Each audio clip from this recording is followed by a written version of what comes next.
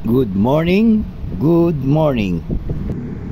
So, ito yung nabili nating Barako 1. So, marami akong binago dito. Yung makina nito okay pa, maganda pa siya. 2012 model Barako 1. So, ikutan muna natin, tingnan muna natin ang forma niya. Ayan, 17 ang mags niya.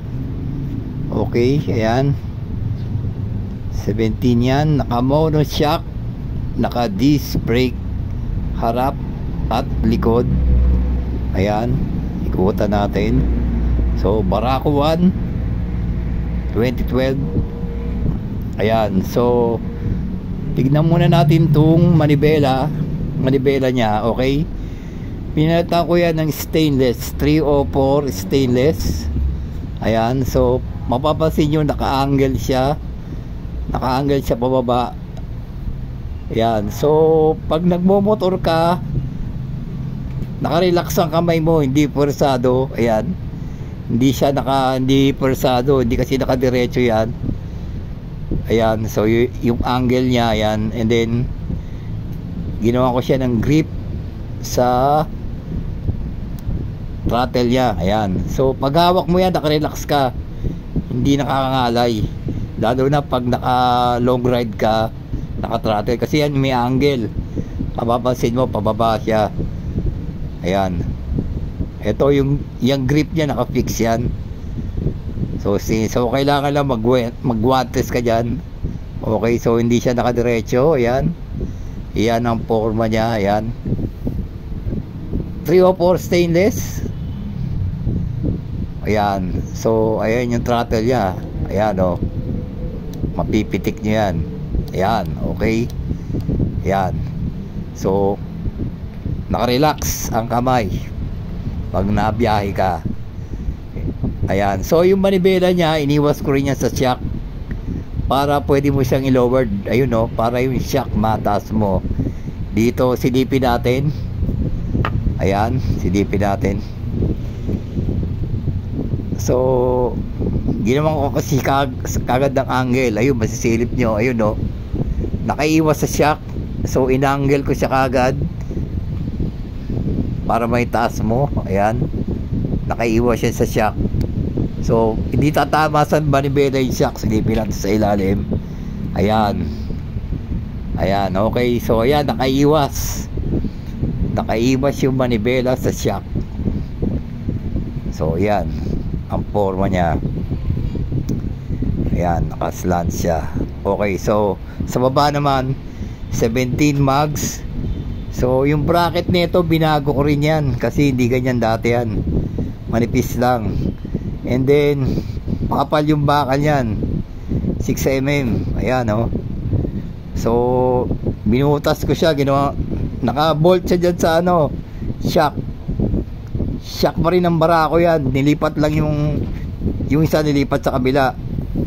And then meron siyang tubo sa shafting, and then naka-welding rin yung bracket dyan para matibay. So satisfied ako sa preno sa harapan, malakas.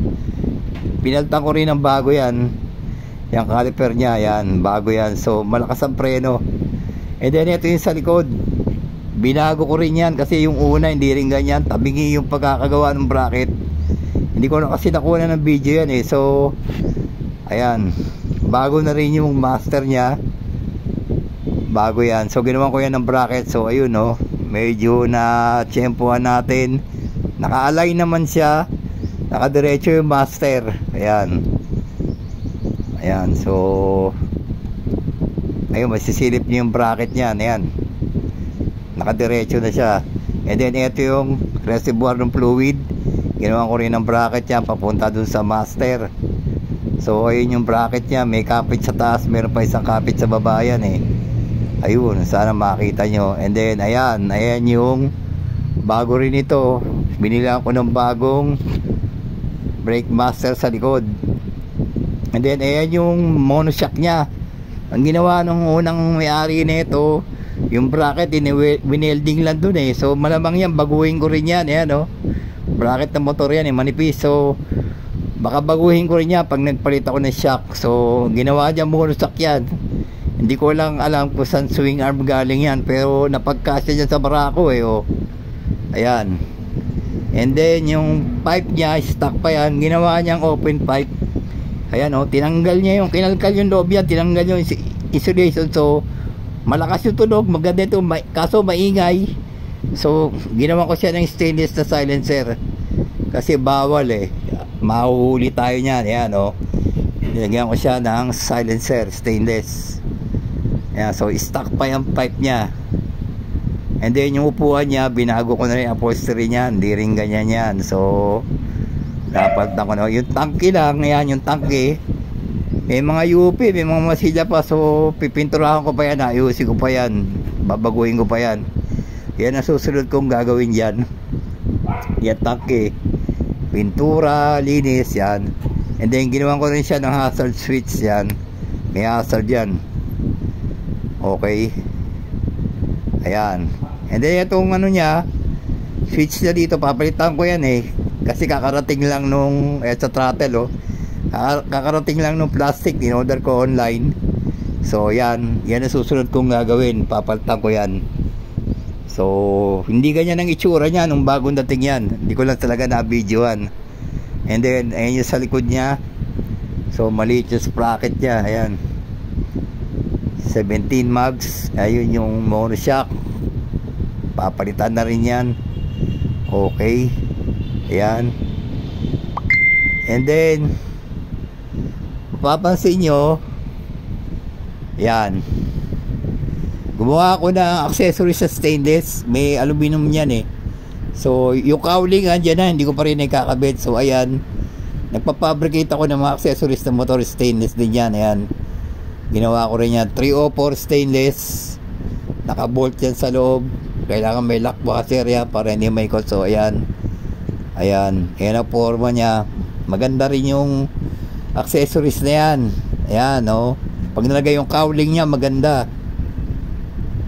So ito naman, yung shifter niya, hindi rin dati ganyan yan, aluminum kinabit nung may-ari dyan. So pinaltan ko rin yan ng stainless. Ayan, so 1 inch yan na 3/16, makapal yan, matibay yan, 304 stainless.